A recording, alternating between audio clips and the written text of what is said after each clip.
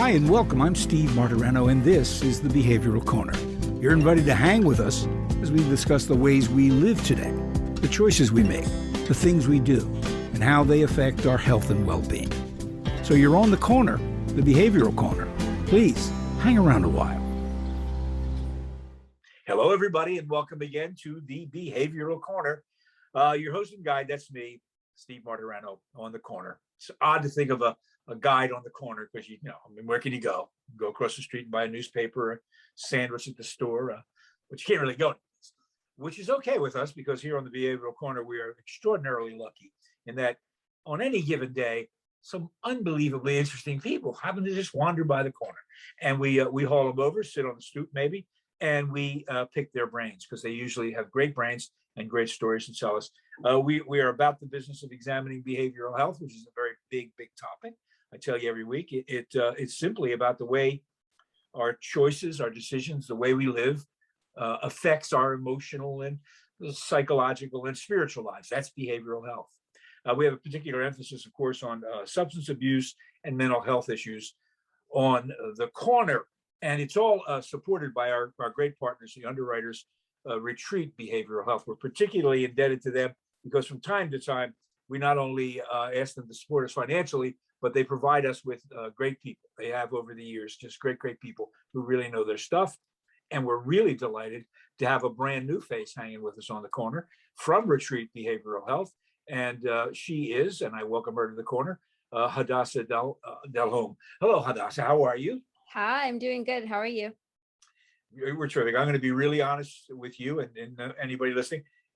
Hadassa falls into that category of people that we approach who go, come on, you never been on the show, and they run screaming from the room. Isn't that true? Yep. Okay. Well, I understand that completely, and I already know you're going to be terrific at this. We thank you so much for leaping over that barrier of fear and coming in to hang with us on the corner. First of all, you are the content editor of the national Retreat. content editor of Retreat. Yeah, so that covers a lot of space because you guys pump out a lot of material. Just briefly, you do it for the website, for the newsletter, all that stuff.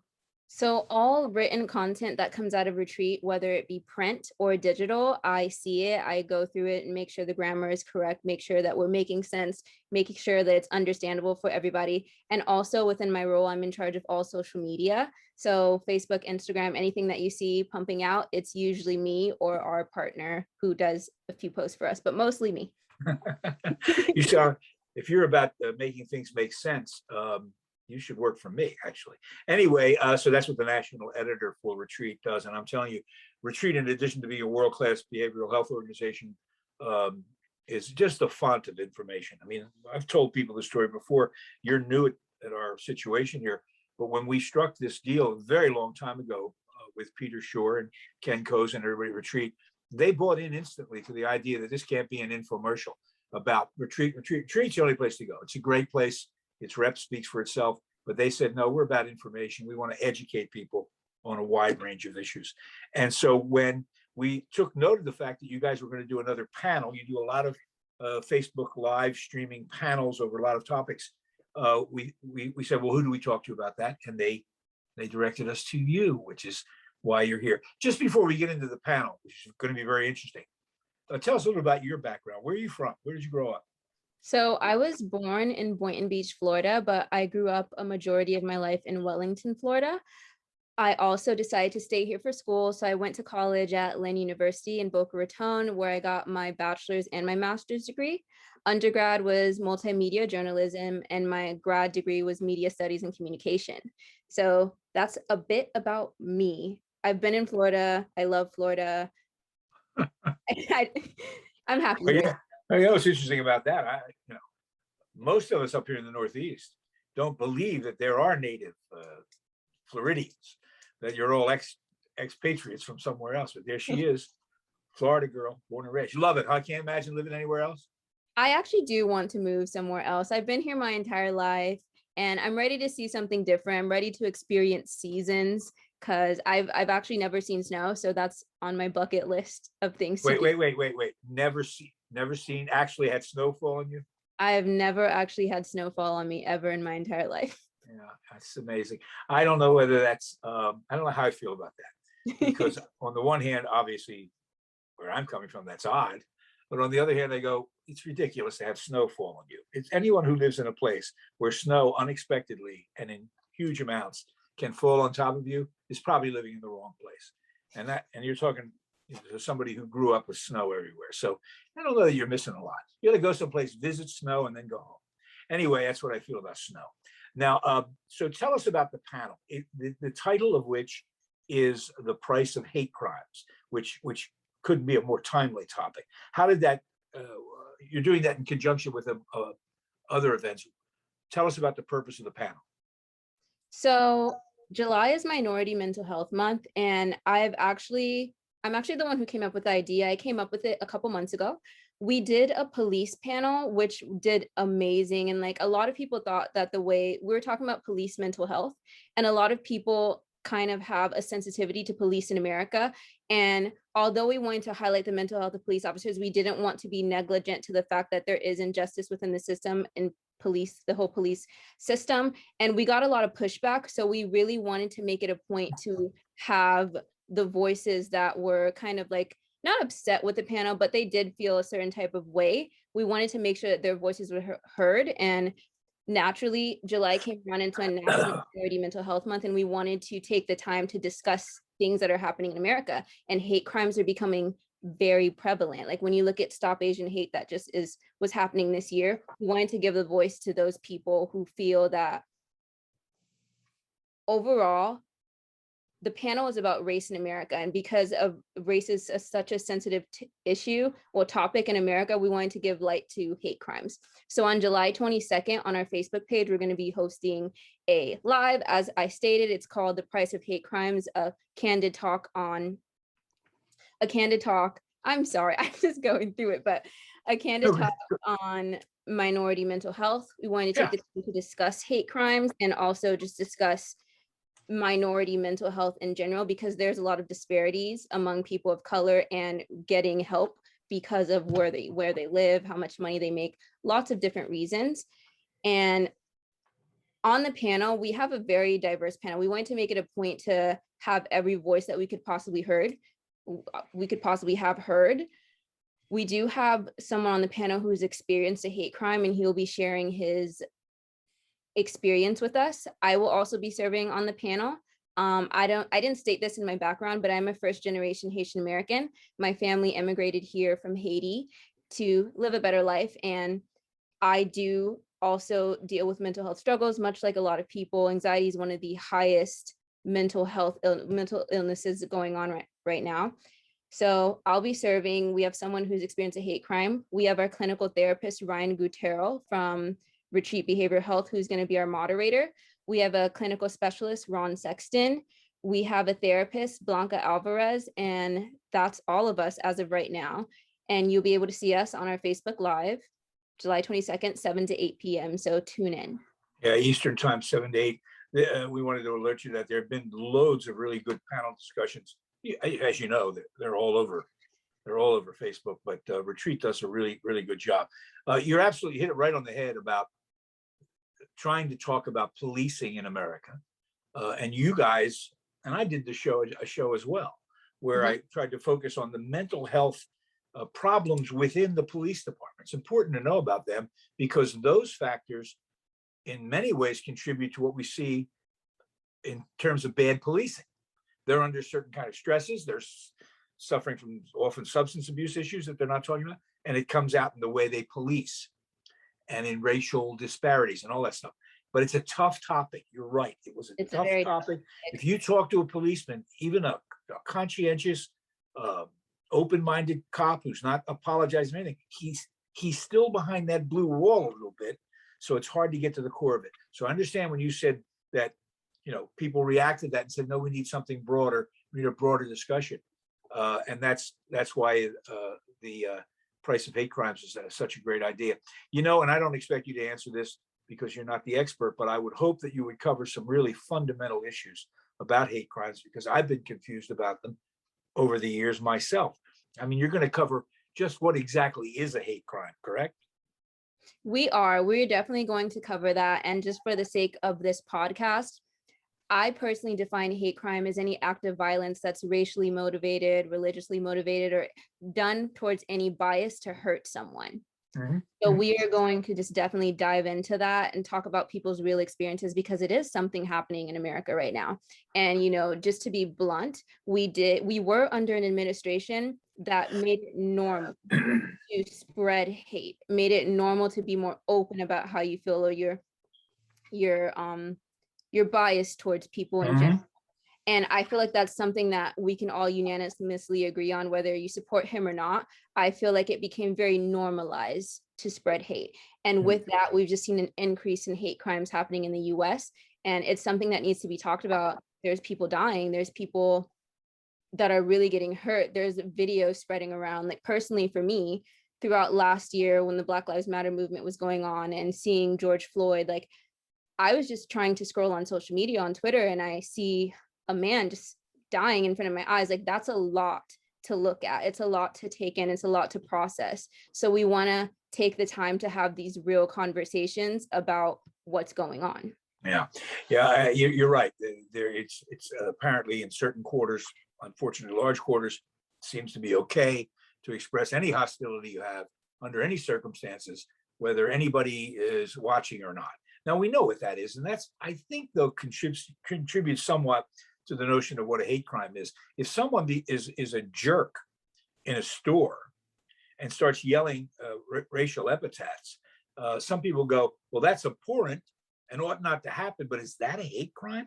So I know it's great that the panel will dive into this and take a look at it. The other thing, and you've said it a little bit now, a deep dive into the origins of these laws is going to be valuable. I know they've been around a lot longer than people imagine.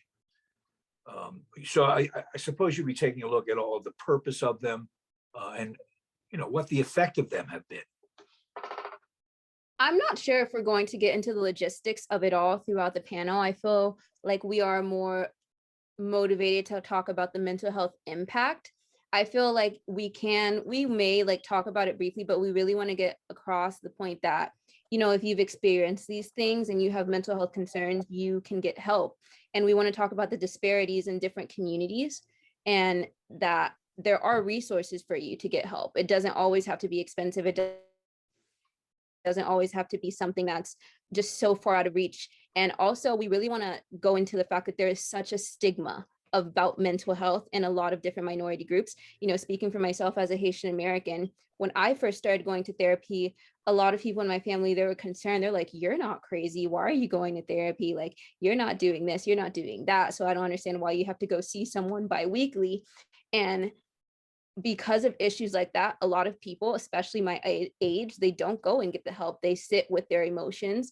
And this is why we have higher suicide rates. This is why Generation Z or what generation am I a part of? Goodness, how can I forget? But my generation is among the most stressed out generation. So I feel like it's important to have these topics and help these people feel supported. So even if their family or anyone, their peers around them might not support them, they can still go and get this.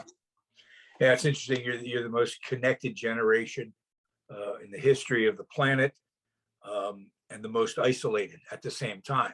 Exactly. Because you're right. You guys retreat into your social media realm, which is not real life. Nope. And you can't work out real life in a virtual context. Can I ask you why you sought counseling?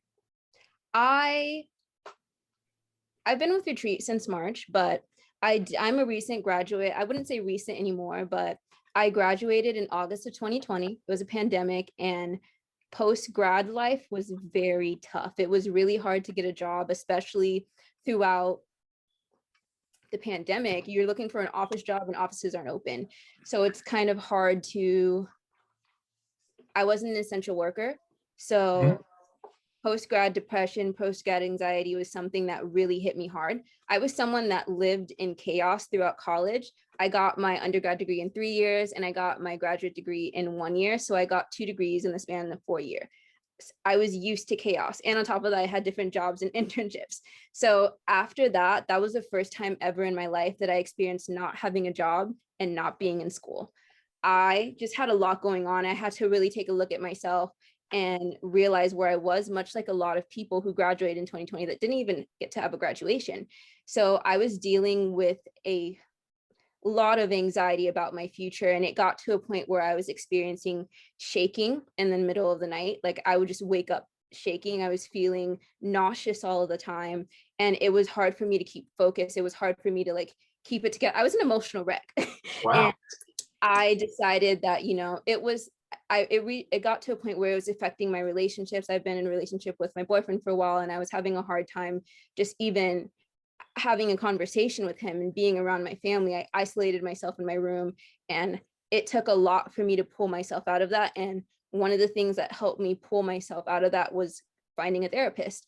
I decided that I need to get help. It was not my first time seeing a therapist, but at that point, I knew that I needed help to figure out how to get to this next step of my life. So that's why I started seeing a therapist, and I've been consistent since then. And it's been, although there was a lot of factors as far as like, I figured out how to manage my anxiety with like exercise and cutting down on caffeine and like knowing what benefits my life and what doesn't. I feel like getting a therapist helped me do all of those things. Yeah. And I was not necessarily supported by my family at first. It wasn't like a lack of support, but it was a like, oh, why do you need therapy? Like, you don't need therapy. You're fine. Like, just go pray. Just go, like, you don't need all those things. And well, it's a very common family reaction in certain communities. In the wider culture, some of the stigma's gone away. But I know, you know, traditional Italian American families, you didn't go to who? Talk to who about what? No, there's the, tough it out. And certainly in minority communities, the access, not only is that attitude prevalent, where, Black folks don't have problems. At least we don't talk about them, right? We got all the problems in the world. Why you want to talk about it, right?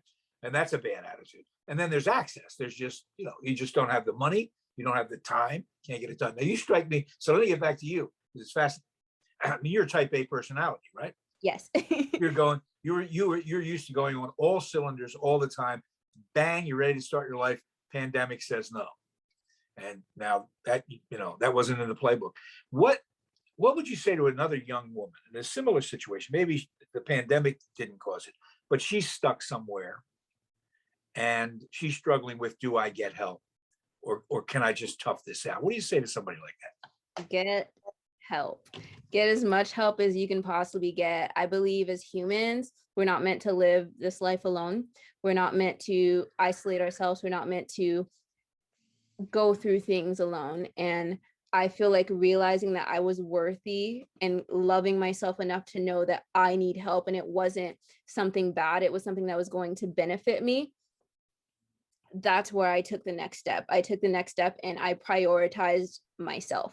That was like the general gist of it all. I prioritized myself. I prioritized my mental health.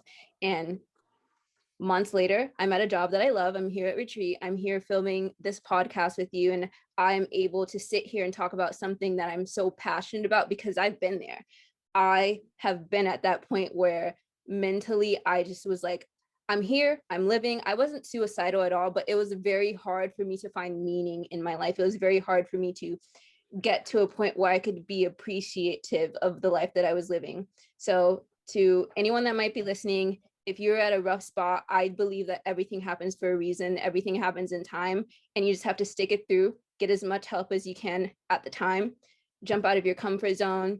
I ended up getting a job that I did not love, but that job was so good because it forced me to talk to people. It forced me to like lessen my anxiety and do something with my day other than like staying in my room.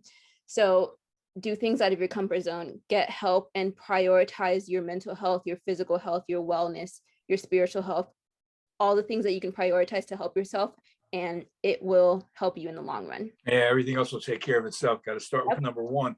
Hadassa Delhomme is our guest. She is the national content editor for Retreat Behavioral Health. She is here with us to preview a little bit of panel discussion. It's going to be on Facebook Live on the 22nd. It's a couple of days away from when this podcast goes up. You go to retreat behavioralhealth.com, or no, just put them into Facebook. They'll come up and you'll see the event. It's at 7:00.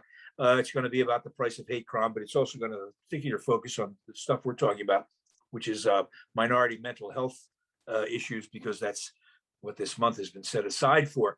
Hadassa, let me ask you a question with regard to, first of all, we're in the golden age of anxiety and depression, two things that are still not really understood about the disease-based model of these. These are disorders. They aren't, oh, she's in a bad mood or she's hyperactive. So it's great that you had that insight. I got a problem. I need some professional help. How did you go about finding a therapist? Did someone recommend someone, or? This is actually a question, because I'm very open about the fact that I go to therapy and I see a therapist, and it's a question that I get a lot from my friends who may be experiencing something similar. They're not sure what's going on. They're just really don't know how to access it. Personally, in my experience, I called my healthcare provider to make sure I had mental health care coverage, because sometimes it can be in your plan and sometimes it cannot. After that, what they do is they find you therapists in your network, and they'll be very upfront with you about how much you're going to pay, whether it's $30 a session, $20 a session. It really depends on what you're doing. Something else that I think that's important to note that most people don't know is that your healthcare provider will pay for a certain amount of appointments for you. For me personally, I had 5 to try out different therapists. My healthcare provider recommended me a therapist and I stuck with them for a while. And I just want to do a note that do not go with whoever your healthcare provider provides you, because I actually had to fire this woman because she was not the best fit for me. And I think that you should definitely take the time to research what you're looking for. As a Black woman, I was looking for a Black therapist. I felt like I wanted someone that could understand me. And I did have a therapist a couple years back, and she was a Haitian American therapist, and I had a really great experience with her because she understood what was going on in my family, because the culture is pretty much the same. So I want overall people to know to A, call your healthcare provider, B, find out how many appointments they will pay for you, and C, be very selective. It's okay to fire your therapist. It's okay to not like them. I know it's tough because you're having a person-to-person relationship, but definitely go for who you're comfortable with. Yeah, let me ask you about that. That's because for a lot of people, they can imagine therapy. They can imagine that we've all seen television episodes where people are in therapy. We know how the process works. But this notion of, it's not like going to a mechanic to fix your car. They fix the car's not right. The mechanic's not any good, right? You didn't know that during the process, right? You're not watching the mechanic do the job. So when you say you had to fire a therapist till you found the one that fit, what was going on there that wasn't syncing up with you? Oh my goodness.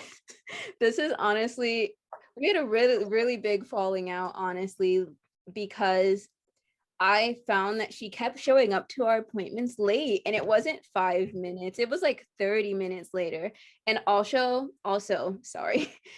she was just very open about her personal life with me, more than I think a therapist should be. A therapist now is very conservative about her life. Tell me things here and there, but she was like telling me about her ex-boyfriends, about like the money flow. She wouldn't name patients, but she would tell me about other patients. And I was just like, oh my goodness, like, this is not normal. This is not good. And I like ended up having a falling out with her because I switched insurance providers, and he was not patient with the process. And it's not like I missed a payment or anything at all, because I didn't, but she was just very frustrated because she ran the entire practice herself. So she didn't have a receptionist.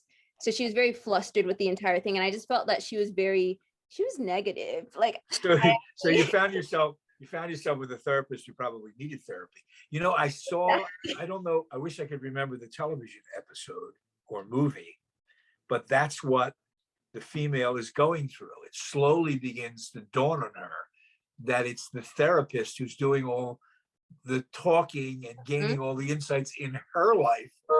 And the star of the thing is sitting there going, what's going on here? I thought I was here to talk to you. You're talking to me.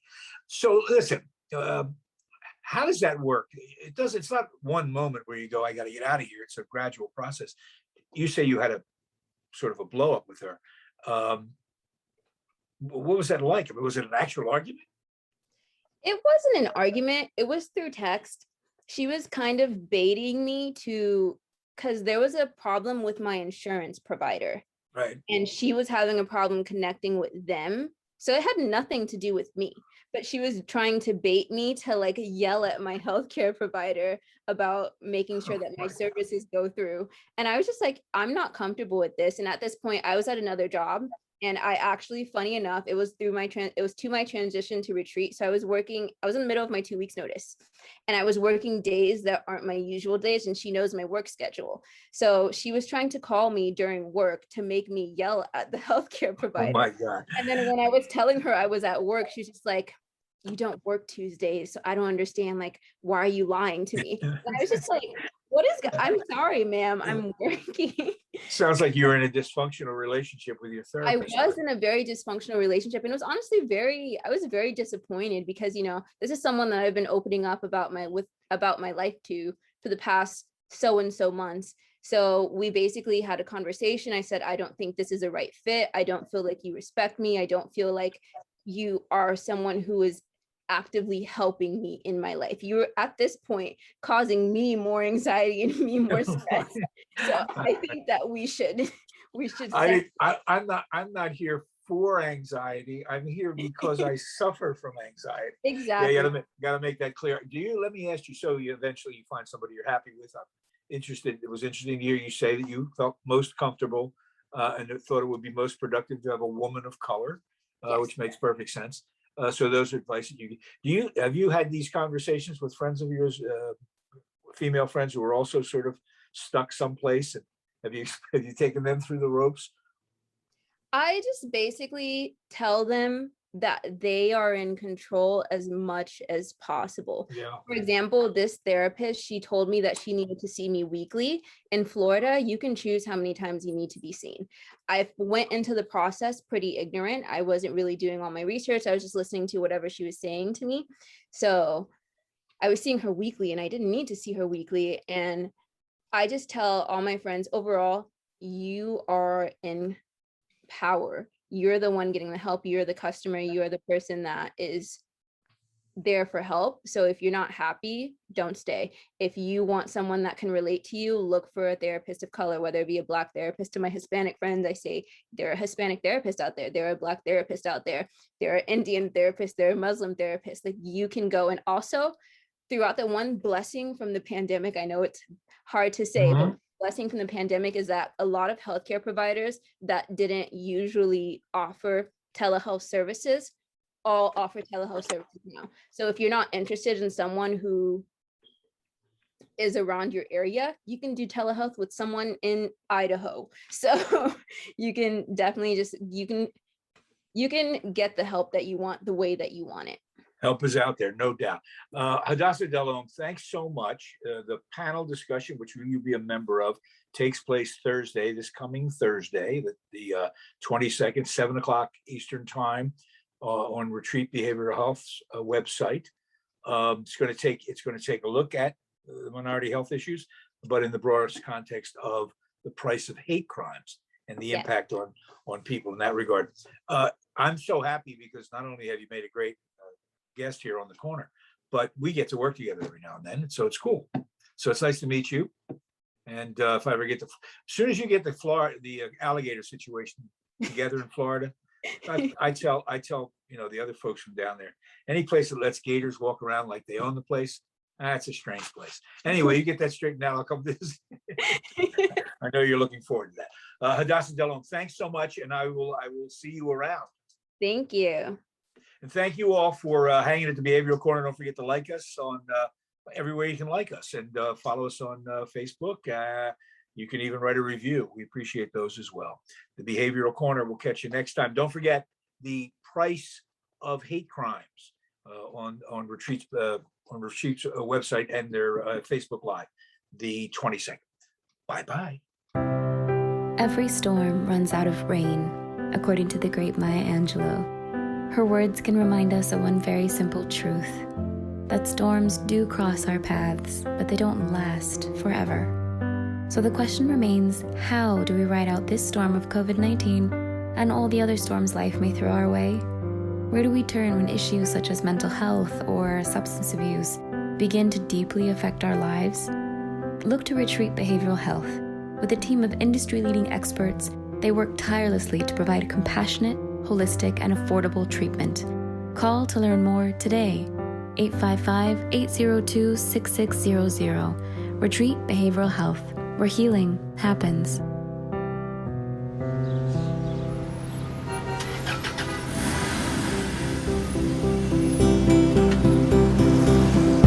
That's it for now.